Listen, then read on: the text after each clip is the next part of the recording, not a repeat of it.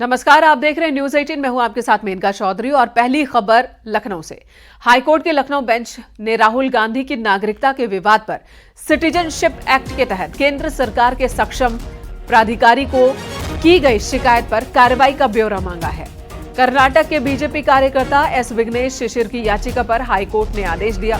Citizenship act 1955 के तहत केंद्र सरकार के सक्षम अधिकारी को की गई शिकायत पर कार्रवाई का ब्यौरा हाईकोर्ट ने तलब किया है। याचिका के मुताबिक सक्षम प्राधिकारी को दो बार शिकायत के बाद भी कोई एक्शन नहीं हुआ।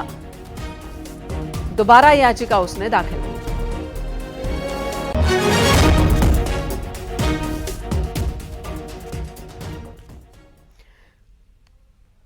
यूपी में हो रहे एनकाउंटर को लेकर एसटीएफ चीफ अमिताभ यश ने न्यूज 18 से बातचीत के दौरान कई बड़ी बातें कही। उन्होंने साफ किया कि एसटीएफ पहले की सरकार में भी सवाल उठते रहे हैं एसटीएफ पर, लेकिन 27 सालों में कोई भी आरोप तय नहीं हो पाया।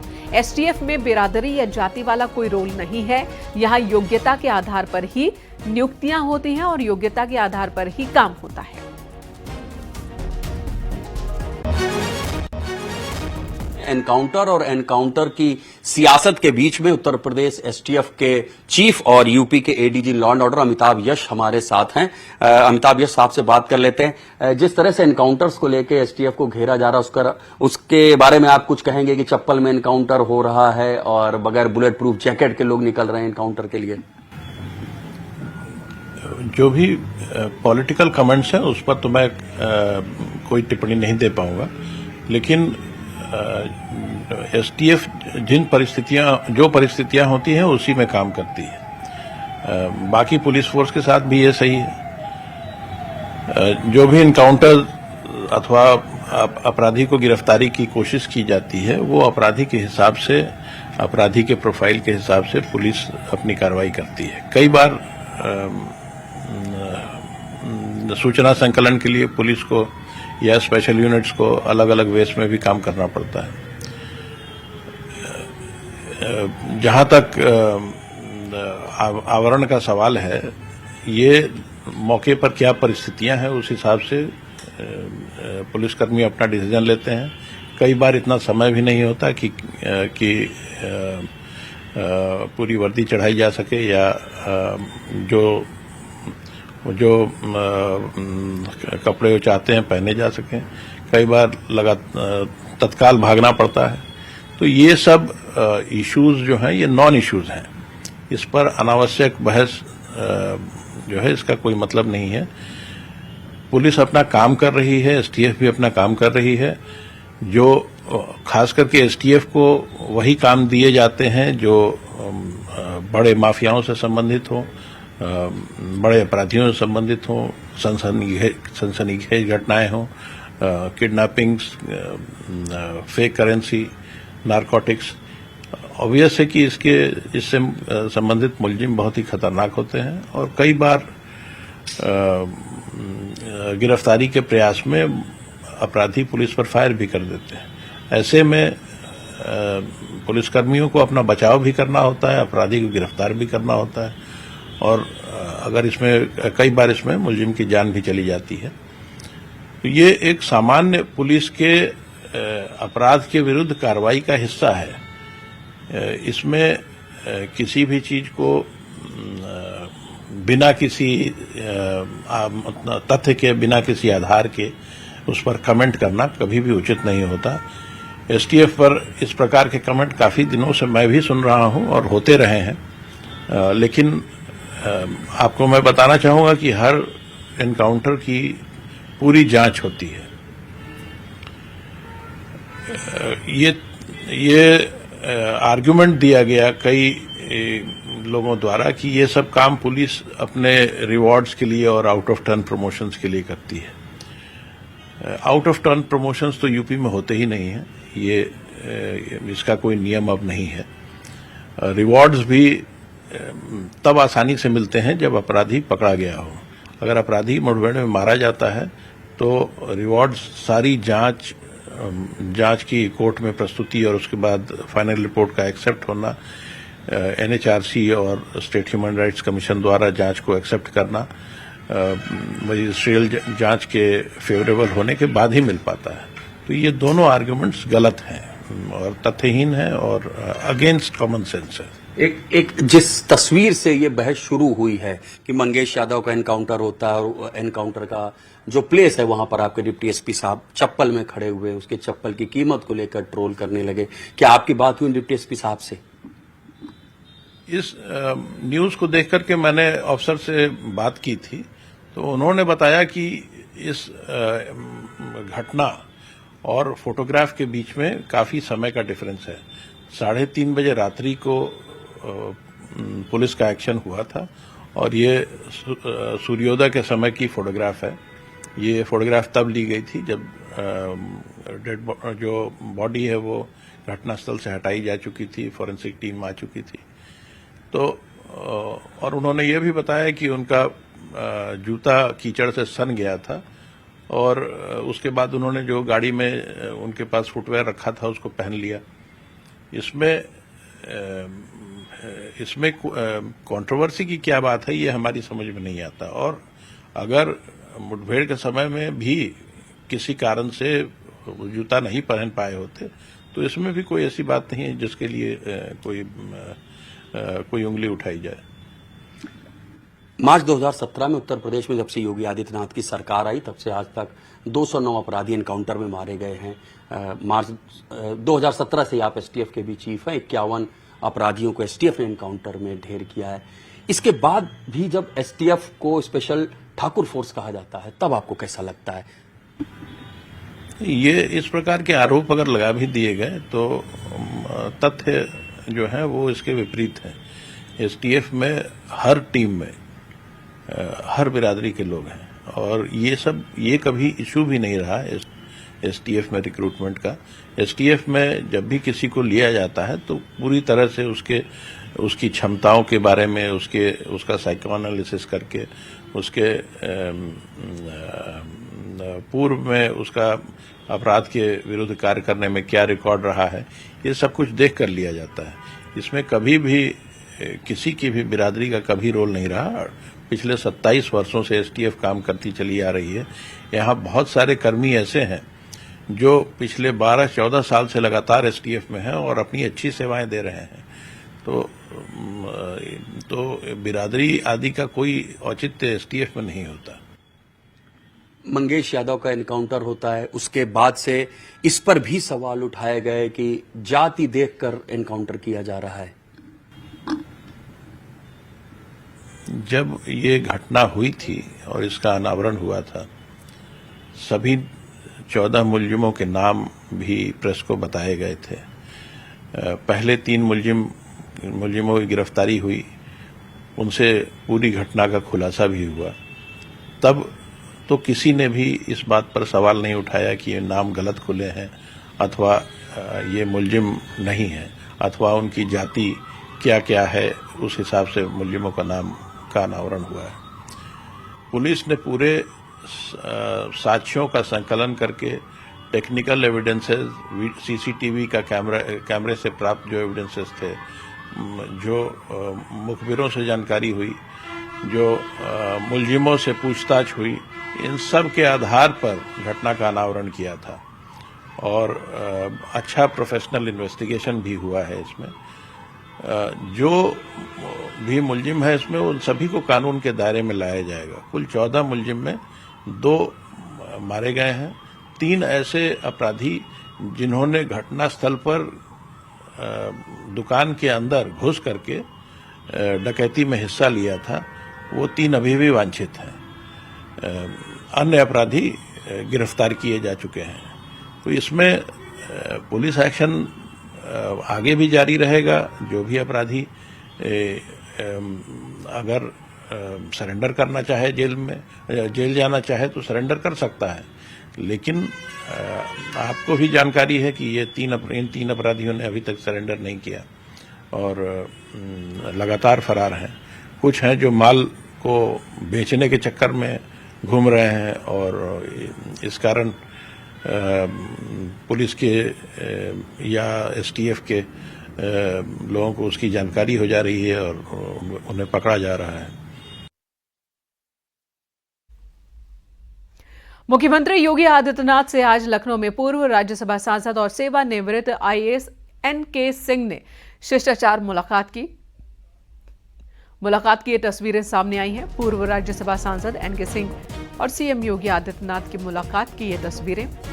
लखनऊ सीएम आवास पर यह मुलाकात हुई है।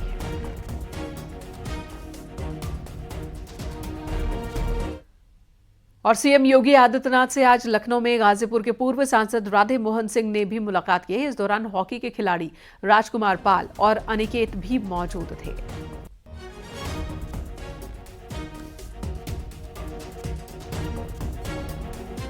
वहीं सीएम योगी ने लखनऊ में विश्व बैंक समूह के दक्षिण एशिया क्षेत्र के वाइस प्रेसिडेंट मार्टिन राइसर्स ने मुलाकात की।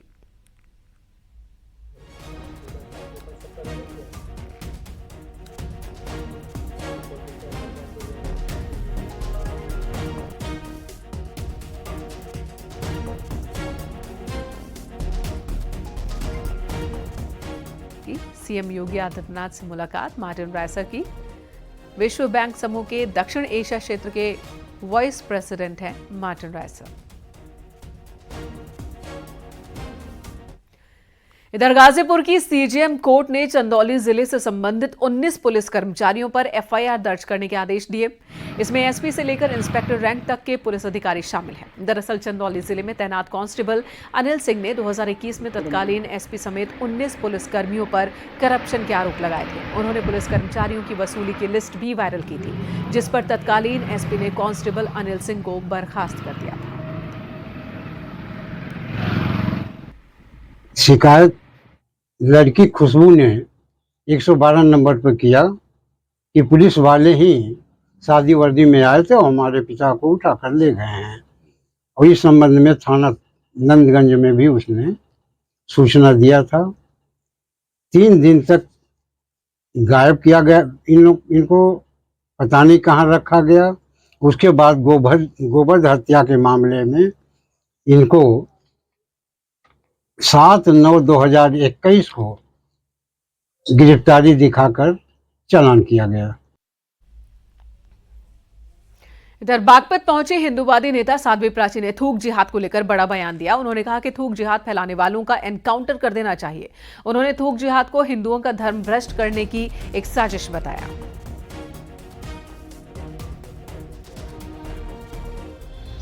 देखिए, लव जिहाद के माध्यम से 36 टुकड़े श्रद्धा के किए गए।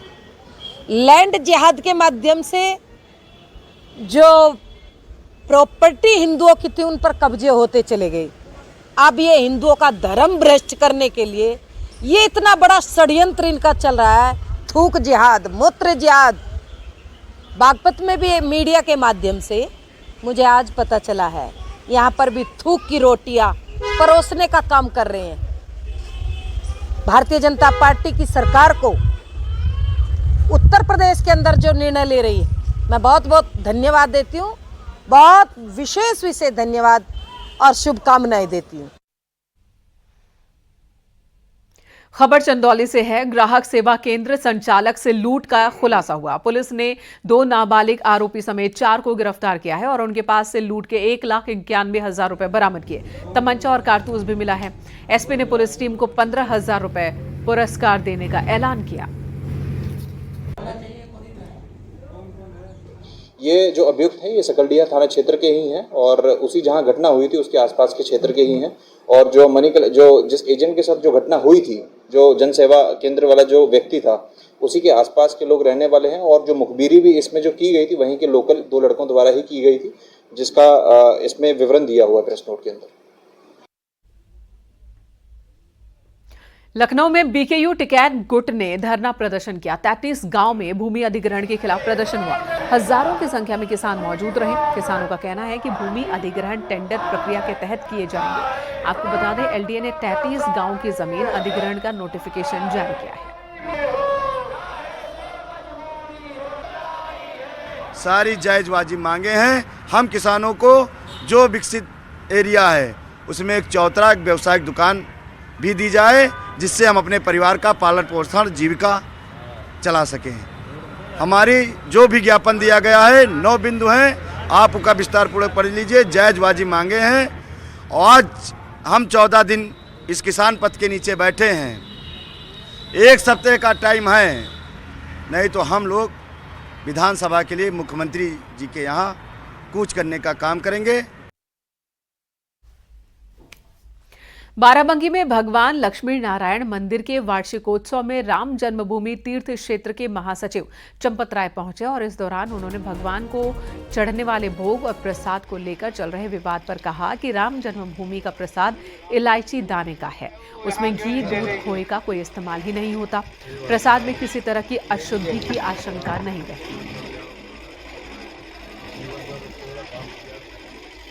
उत्तर प्रदेश में या बाराबंकी में भी कोई ना कोई खाद्य नियंत्रक अधिकारी होंगे, फूड इंस्पेक्टर कहलाते हैं। उनका काम ही है, हमेशा से है। कोई अधिकारी अपने काम में सतर्क रहता है, किसी की सतर्कता में कमी आ जाती होगी। राम जन्मभूमि मंदिर का प्रसाद तो इलायची दाने का प्रसाद है, उसमें घी का, दूध का, खोए का उपयोग ही नहीं है। खबर संभल से, जहां सीसीटीवी में भेड़िया जैसा एक जानवर कैद हुआ है। जानवर को कुत्तों ने घेर रखा है। असमोली थाना के गांव ओबरी का ये वीडियो बताया जा रहा है। हालांकि न्यूज़ 18 इस वीडियो की पुष्टि नहीं करता।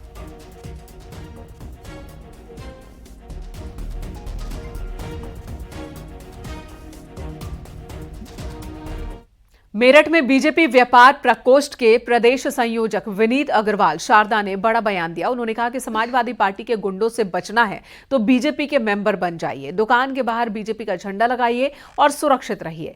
जिस प्रतिष्ठान के बाहर बीजेपी का झंडा रहेगा तो समाजवादी पार्टी के गुंडे उस दुकान में आने की हिम्मत तक नहीं करेंगे।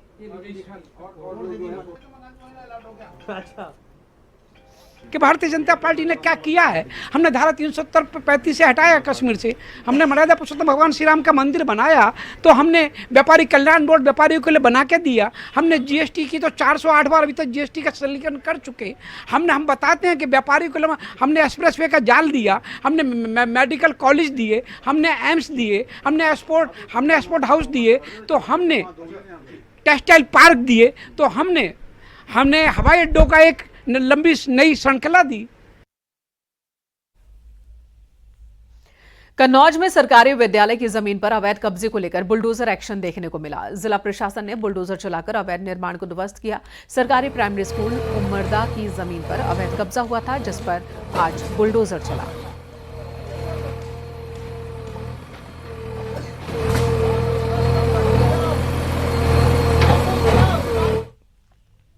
अमरोहा में एक सरकारी स्कूल के प्रिंसिपल से मारपीट का मामला सामने आया। प्राइमरी स्कूल हैबतपुर के प्रिंसिपल ने मुस्लिम लड़कों पर मारपीट का आरोप लगाया है। स्कूल के बाहर कार पार्किंग को लेकर विवाद हुआ था। प्रिंसिपल ने पुलिस से कार्रवाई की मांग की है।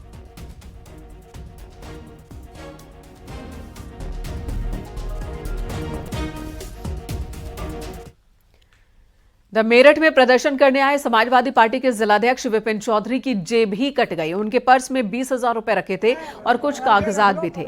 दरअसल एसपी कार्यकर्ता आज डीएम ऑफिस पहुंचे थे प्रदर्शन करने के लिए प्रदेश में कानून व्यवस्था का मुद्दा उठाते हुए।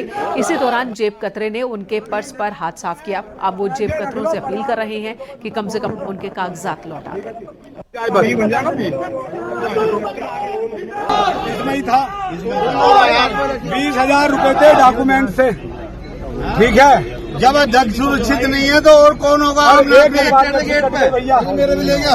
एक उपाध्यक्ष एक का मोबाइल चला गया जी भैया। मेरा तो मीडिया के जरिए ये है ज्ञापन के पैसे रख ले, परस गिर जाए, डॉक्यूमेंट बहुत कीमती। बस क्या क्या था उसमें डॉक्यूमेंट्स? भैया आधार कार्ड है, पैन कार्ड है, और भी है, ठीक है, क्रेडिट कार्ड है। 20,000 रुपए लगभग उसमें है। इधर गोंडा में घाघरा नदी ने तटीय इलाकों में भारी नुकसान पहुंचाया। हालांकि घाघरा नदी का जलस्तर पिछले कुछ दिनों की अपेक्षा घट रहा है, लेकिन नदी किनारे इलाके अब भी कटान की जद में हैं। कर्नलगंज और तरबगंज तहसील में घाघरा ने सबसे ज्यादा नुकसान पहुंचाया है। देखिए, गोंडा में जो अभी बाढ़ की स्थिति है वो काफ़ी नियंत्रित हो गई है, क्योंकि जो जल का स्तर है वो डाउन हुआ है। घाघरा और सरयू में रिसीडिंग ट्रेंड है, और लेकिन जो पीछे विगत कुछ दिनों पूर्व बाढ़ की स्थिति जहाँ पे थी उन सभी को लोगों को कवर किया गया और राहत किट सामग्री एवं लंच पैकेट्स का वितरण जो है वो पूरे सैचुरेशन तक, संतृप्तिकरण तक किया गया। और साथ साथ में जितने क्रॉप लॉस हुआ है उसमें भी कॉम्पनसेशन जो है वो सभी को वितरित किया जा चुका है। फिल्म लापता लेडीज को ऑस्कर 2025 में एंट्री मिली है। झांसी के सुंदर ने भी इस फिल्म में काम किया है। विधायक का किरदार निभाया है इन्होंने। फिल्म अभिनेता सुंदर का कहना है कि कई ऐसे बड़े बड़े कलाकार हुए हैं जिन्होंने बॉलीवुड में बुंदेलखंड का नाम रोशन किया है। बहुत खुशी होती है जब कोई कलाकार काम करे जिस फिल्म में वो हिस्सा है और उस फिल्म को जो है ऑस्कर के लिए नॉमिनेट किया जाए, तो मेरे लिए तो बहुत भाग्यशाली है ये बात। मैं किरण राव जी का, आमिर खान सर का, प्रोडक्शन का और उनकी पूरी टीम का बहुत आभारी हूँ। उनको बहुत बहुत धन्यवाद देना चाहता हूँ कि उन्होंने विधायक के रोल के लिए मुझे चुना और उनका विश्वास मुझ पर पूरा तरह से मतलब रहा कि सुंदर जी आप ही करेंगे इस रोल को। तो फिल्म में सुंदर ने एक विधायक का किरदार निभाया है। ये फिल्म जो कि काफ़ी क्रिटिक्स की भी पसंदीदा फिल्म में से एक ऑस्कर में नॉमिनेट हुई है और ये ऑफिशियल नॉमिनेशन है भारत की ओर से। लापता लेडीज इस फिल्म के जरिए महिलाओं की मौजूदा स्थिति को लेकर और समाज में महिलाओं के फैसला लेने ना लेने को लेकर इस विषय पर यह फिल्म बनाई गई है और ये फिल्म अब ऑस्कर में भारत का प्रतिनिधित्व करेगी।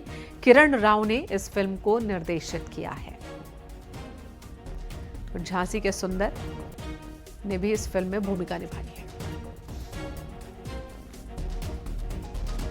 रिटायर्ड आईएएस अवनीश अवस्थी ने सोशल मीडिया पर उनके खिलाफ चल रही भ्रामक खबरों का खंडन किया। सोशल मीडिया पर पोस्ट कर उन्होंने कहा कि मेरे संज्ञान में आया कि मेरी छवि के खिलाफ कई झूठे आरोप चल रहे हैं।